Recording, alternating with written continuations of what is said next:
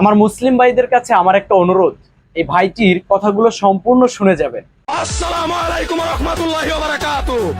দেশ ও প্রবাসী ভাই বোনেরা, আজকে গাইবান্ধার সেই নমনারায়ণ গ্রুপকে উদ্দেশ্য করে আমি আসাদুজ্জামান একটা কথা পরিষ্কার ভাবে বলতে চাই। মূর্তি থাকবে মন্দিরের ভিতরে। এদেশের রানিং সরকার যদি আপনাদের মন্দিরের ভিতরে আরো 10টা মূর্তি নির্মাণ করে দেয়, তাতে আমাদের কোনো আপত্তি নাই।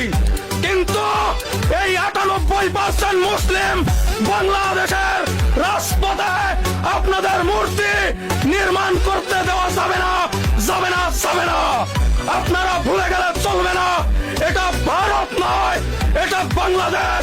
এটা গৌর গোবিন্দর দেশ নয়, এটা শাহজালালের বাংলাদেশ। আপনারা ভুলে গেলে চলবে না, এটা শুভেন্দ্র দাদুর দেশ নয়, এটা আল্লামা সাইদের স্বপ্নের বাংলাদেশ। এটা গৌর গোবিন্দর দেশ নয়, এটা মৌলানা ভাসানের স্বপ্নের বাংলাদেশ।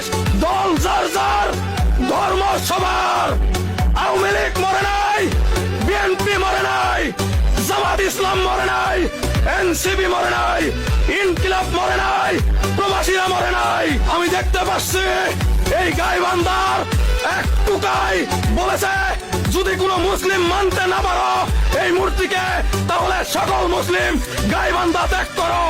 তাই আমি তাকে বলতে চাই, এই হিন্দুস্তানের কসাই 20 কোটি মুসলিমকে রাজপথে নামায়ো না। 2 মিনিটও ময়দানে টিকতে পারবে না।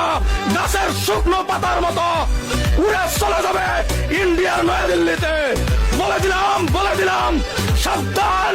এদেশে হিন্দুস্তানের কোন ঠাই নাই, ছিল না, থাকবে না। ভালাই ভালাই তোমরা থাকতে থাকো। আমাদের মুসলিম ধর্মে এলাও নাই, তোমাদের হিন্দু ধর্মে অ্যাটাক করো। যদি এলাও থাকতো, তাহলে এতদিন তোমাদের অস্তিত্ব থাকতো না। এই দেশের 1,47,570 বর্গ মাইলের প্রতিটা ইঞ্চিতে মাটিতে মুসলিমের রক্ত রঞ্জিত আছে। এই দেশ হিন্দুস্তানের নয়, এই দেশ ভারতের নয়। তাই বলে দিলাম, মিটিং মিছিল যাই করো, দিল্লি থেকে করবে। বাংলার জমিনে তোমাদের কোনো জায়গা নাই, জায়গা নাই, জায়গা নাই।